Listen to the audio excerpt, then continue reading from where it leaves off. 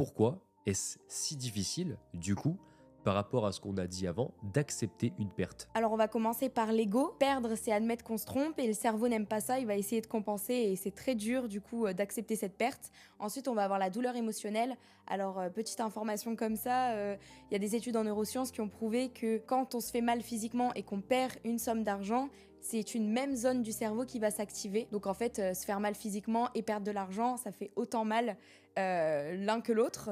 Et ensuite, il y a aussi l'espoir. Voilà, on espère toujours que comme on a mis on a fourni énormément d'efforts, qu'il va y avoir en fait la récompense à la clé.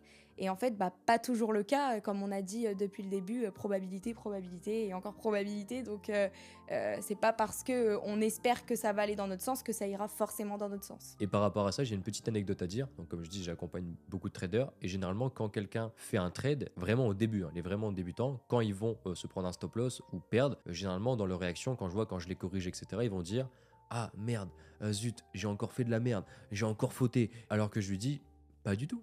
Mm. Est-ce que tu as respecté ton plan? Oui, ce n'est pas une faute. Est-ce que tu n'as pas respecté ton plan? J'ai pas respecté mon plan, c'est une faute.